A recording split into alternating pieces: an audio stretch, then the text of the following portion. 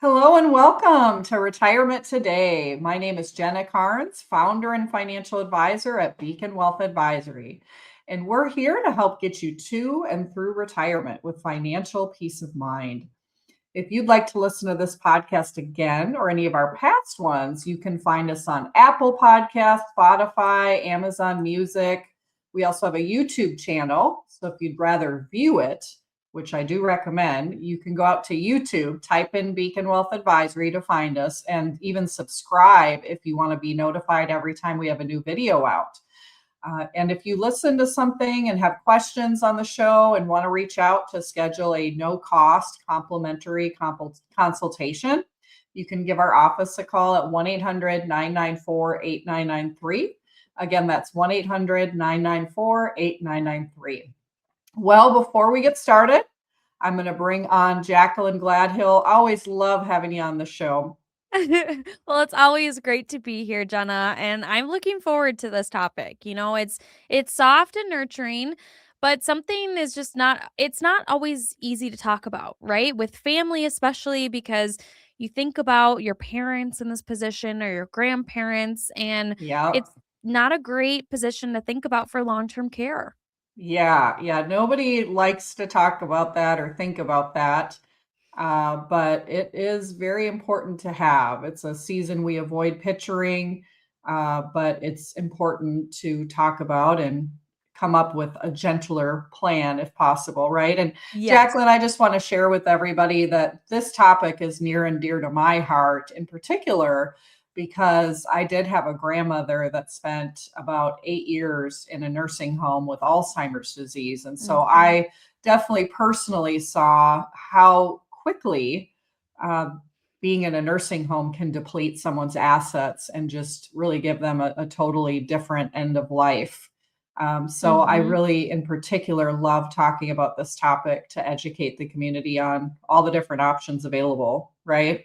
Yeah, and that I feel like a lot of people, have had to deal with at some point in their life. You know a loved one that's maybe had Hmm. Alzheimer's, or Yes, let alone maybe it's in your family. And so I right. want to keep this conversation, Jenna, just real, like Oh, yeah. clear terms, true stories, and just Yep. calm next steps for our listeners. So, Yes. Jenna, let's start with sharing some stories, some real stories Yeah. about what long-term care really looks like.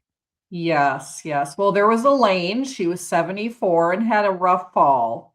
She kept a bright yellow mug by the sink to steady herself. Pride said, I'm fine. Her hip said otherwise. The 3 mornings a week, a home health care aide helped her with shower, tea, and choosing a cardigan. And that the yellow mug wasn't covered by Medicaid or anything like that. It was dignity in the small things. It was that one thing that she could do for herself that steadied Mhm. herself. Again, Medicare didn't cover it. A shorter term family patch did with that yellow mug until they formalized a plan. Mhm. And the next story was Sam 81. He began to wander at night after dementia crept in. I remember my Mhm. grandmother wandering at night too. Yes. And his wife taped glow arrows along the baseboards to guide him into the bathroom. Mhm. After a scary 2 a.m. fall, they brought in overnight help twice a week. And for the Mhm. first time in a month, she slept. Mhm. And so long term care is sustained help for those of you that don't know with daily living. So when people can't do those daily activities of living like bathing, dressing, transferring, or their memory is gone, that is when it's time to possibly look at some sort of long term care. And many people think, Jacqueline, that Medicare covers long term care expenses in the nursing home or assisted living, but it does not. It does Mhm. not cover all the costs at all. So I Yeah. think that's a real big misconception out there. Yeah, well, thank you for mentioning that, and I think, thank you again for sharing those stories, because those are real Mhm. stories that people can, possibly relate to, and I Yeah. know that for many people, it's overwhelming, this whole conversation and It knowing is. what gets paid for and what doesn't, and even when you talk about Medicare, it's a lot. It is. Yeah, it really is. Yep. And many of us will need some care. The statistics from AARP say that 70% of people over the age of 65 will need some sort of long term care. So some people say, well, my parents didn't go into a nursing home, and nobody in my family has really gone into a nursing home. So I don't need to worry about it. But the statistics really say otherwise. Mhm. Some people may pay very little out of pocket expenses, depending on how long they're in there. And then some people pay very high expenses if they're in there a long time. Good plans prepare for everyday needs and also that worst case scenario risk, especially if people get Alzheimer's or dementia, for example. The average time a person with Alzheimer's, Jacqueline, is in a nursing home, according to AARP, is actually 10 years, which is much Mhm. longer than the normal time of like 3 to 5, like most people. So it's good to prepare for that worst case scenario as well, in my opinion. Yeah, yeah, and like you said, I mean, long-term care can be a variety of different things, right? So Mhm. most people think a nursing home, but we're also talking about in-home care, or Mhm. daily groups, where you go and it's kind of like daily daycare in a way. And Yeah. so there's many different versions of n- long-term care. Exactly. There definitely is.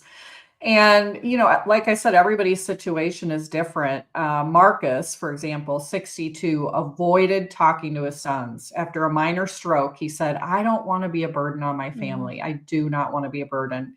His oldest replied, you're not. Uncertainty is. The plan reduced silence more than it reduced dollars. I just mhm. can't say enough how much a plan reduces anxiety for people, right? Yeah, especially if you're in crisis mode too. Because Yeah. at that point, it happened and now you have to react versus, plan Yep. for it. Exactly. Yep. And then there was Prira, 53. She tracked every pill for her dad, crying in the car in between appointments.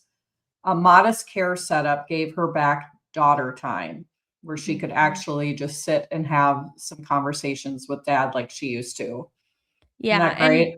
yeah, and what you're saying, Jenna, is, planning is kindness in advance, essentially. It is, yes, especially with this topic in particular. And there are real costs related to this. I mean, think Mhm. anchors, not national averages. I mean, I can throw out all the averages. I think the last national average was like 110,000 a year, to be in a nursing home. But it's nice to relate it to something. So part-time in-home healthcare can feel like a second car payment.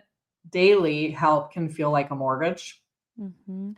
Assisted living resembles a staffed apartment, care, meals, supervision. A private nursing home room can rival annual college tuition costs at a top private school, right?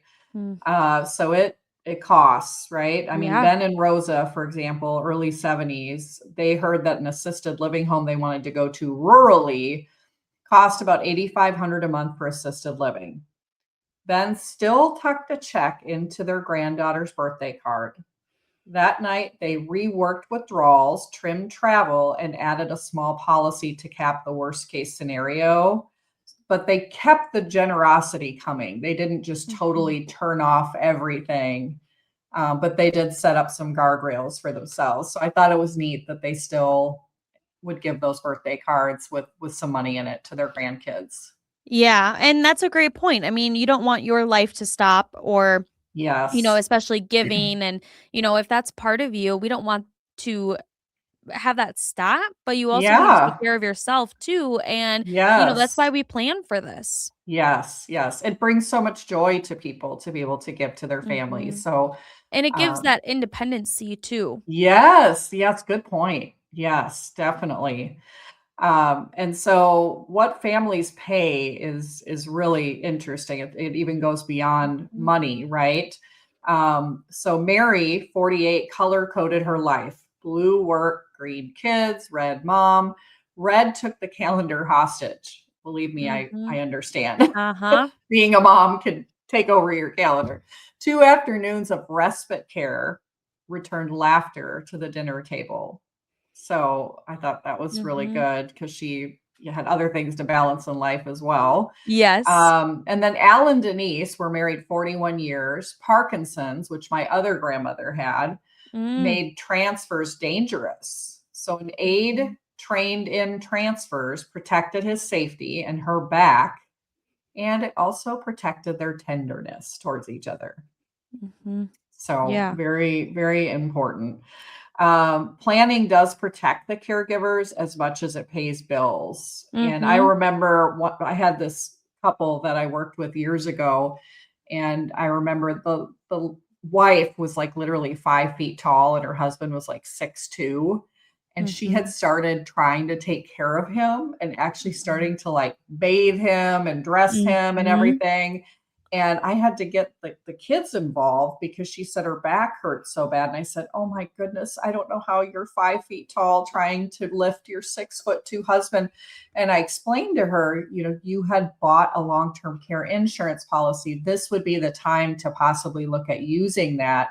Mhm. And she had really forgotten that that was even an option.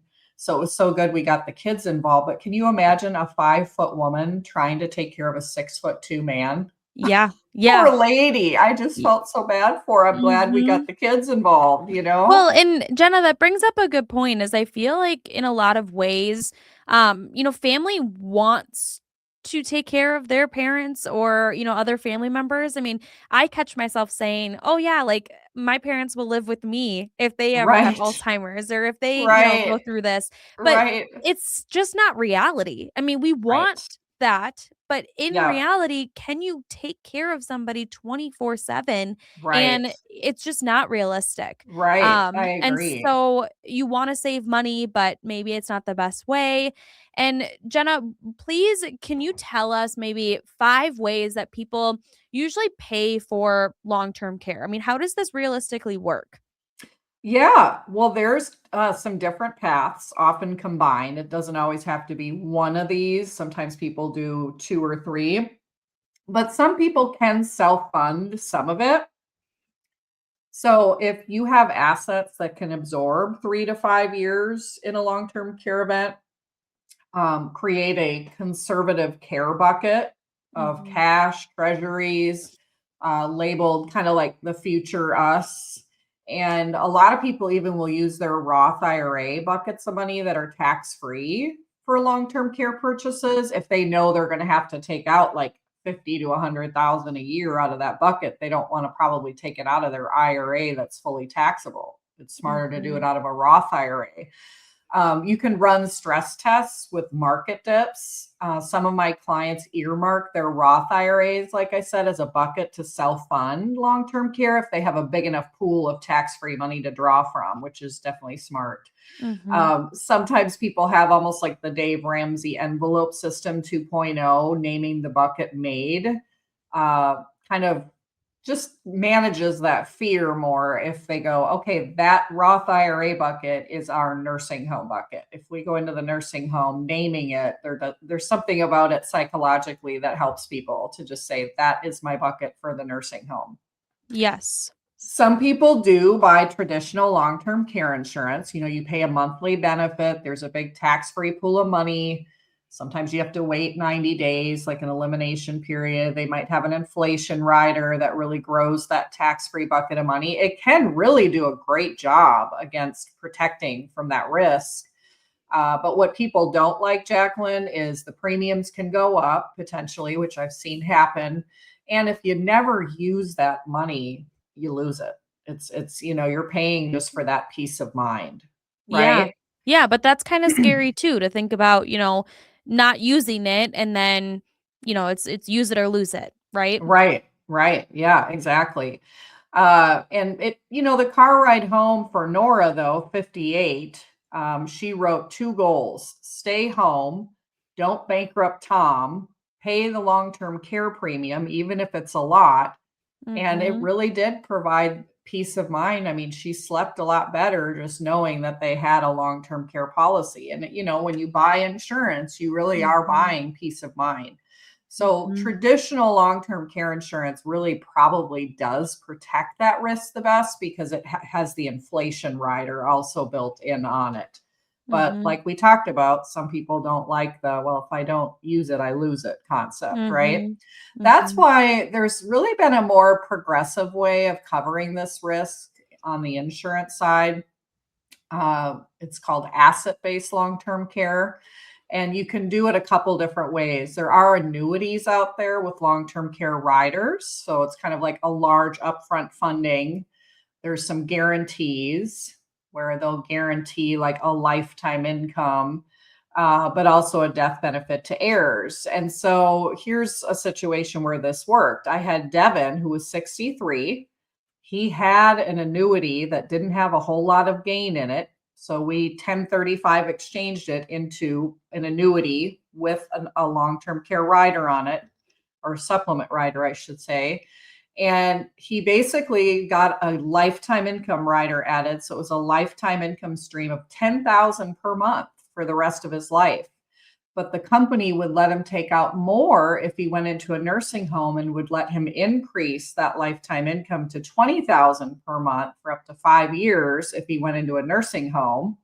And then if he was still alive after the 5 years, the lifetime income payment would just go back to 10,000 per month for the rest of his life, no matter if there was money left in the account or not.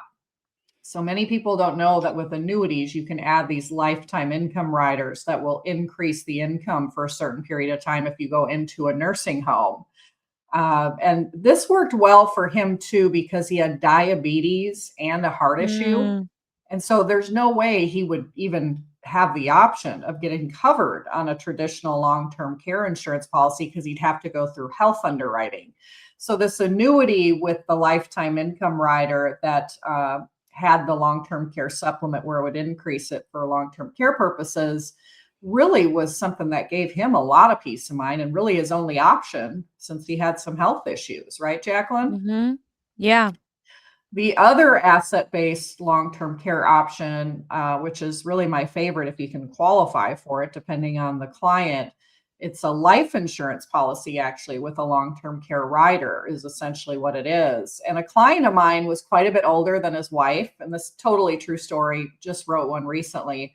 And he wanted to really make sure that she'd be good if he passed away, since she would lose half of his pension when he died. He also didn't want to be a burden on her if he ended up in a nursing home. He didn't want her to have a major lifestyle change. So we actually purchased a $500,000 universal life insurance policy with a long-term care rider. Excuse me. And it would let him take out about 24% of that death benefit per year while he was alive, tax-free, if he needed to use it for long-term care.